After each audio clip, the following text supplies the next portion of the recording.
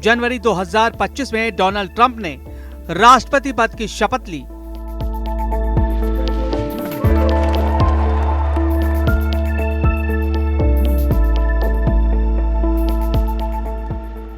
जनवरी में ही गाजा में सीजफायर हुआ।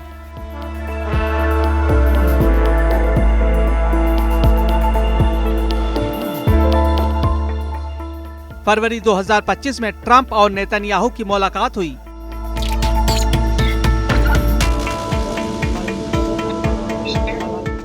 फरवरी में ही इजराइल पहुंच गए 1800 बंकर बस्टर बम। मार्च 2025 में क्या अमेरिका ईरान को लेकर सबसे बड़ा फैसला करने जा रहा है, क्योंकि ईरान को भी महसूस हो गया है कि मार्च में कुछ बड़ा भयानक होने वाला है। अमेरिका के राष्ट्रीय सुरक्षा सलाहकार माइकल वॉल्टेज ने कहा कि ईरान को लेकर सभी विकल्प खुले हुए हैं। अगर ईरान परमाणु कार्यक्रम छोड़ेगा तो बात होगी। ईरान खेल खेलने की गलती ना करे जैसा कि वो पहले करता आया है। अमेरिका की लीडरशिप ईरान पर आक्रामक है। इसका सबसे बड़ा सिग्नल ट्रंप और जेलेंस्की मीटिंग में ही मिला है। इस मुलाकात में ये बात साफ हो गई कि यूक्रेन को अब अमेरिका से और हथियार नहीं मिलेंगे।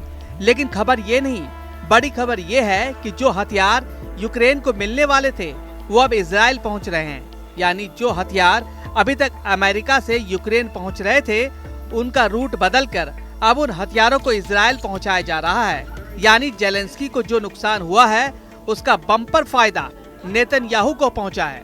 इजराइल की कई मोर्चों पर एक साथ युद्ध लड़ने की ताकत को जंग न लगे और उसके बम गोदाम का स्टॉक हमेशा भरा रहे, इसकी गारंटी अमेरिका ने दी है। अमेरिका के विदेश मंत्री मार्को रूबियो ने इजराइल को 4 अरब डॉलर यानी करीब 35,000 करोड़ के हथियार भेजने पर मुहर लगाई है। 30 जनवरी 2025 को शपथ लेने के बाद डोनाल्ड ट्रंप 1.5 महीने के अंदर 12 अरब डॉलर के हथियार इजराइल पहुंचा चुके हैं। 12 अरब डॉलर यानी 1,05,000 करोड़ के हथियार की मदद डोनाल्ड ट्रंप मंजूरी दे चुके हैं। फरवरी में ही इजराइल के अशदोद बंदरगाह का ये वीडियो वायरल हुआ था। खुफिया तरीके से रिकॉर्ड किए गए इस वीडियो में बड़े बड़े कंटेनर ट्रक देखे गए। इन कंटेनरों में ऐसे बम लाए गए जिन्हें बंकर बस्टर कहा जाता है।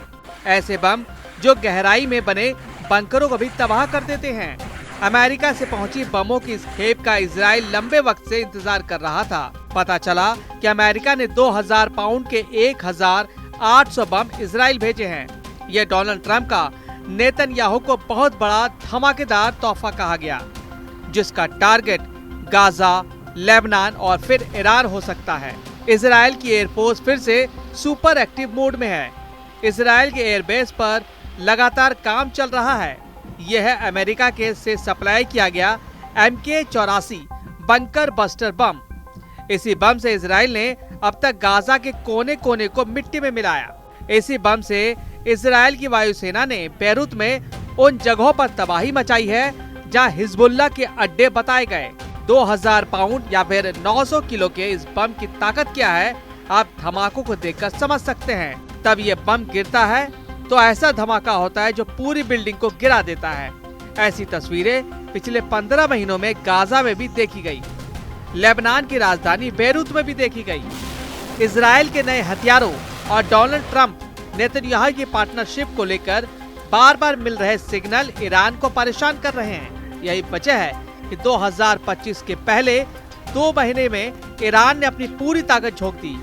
जनवरी में इक्तेदार और फरवरी में जुल्फकार, ये दोनों युद्ध अभ्यास इस वक्त ईरान के फायर पावर का सबसे बड़ा शो बन चुके हैं। पहले जनवरी में 4 युद्ध अभ्यास, फिर फरवरी में ईरान की बंदूक के धुआं निकल रहा है। जनवरी और फरवरी में ईरान ने जो डिफेंस वाली तैयारी की है वो इजराइल और अमेरिका के खिलाफ बहुत बड़ा आक्रामक नजर आ रही है। ईरान ने जनवरी 2025 में ही इतने हथियार जमा कर लिए हैं कि एक बड़े युद्ध को लॉन्च करने वाला हमला किया जा सकता है। ईरान के ड्रोन बेस के इस वीडियो ने इजराइल से लेकर अमेरिका तक हड़कंप मचा दिया। ईरान क्यों इतना आक्रामक है?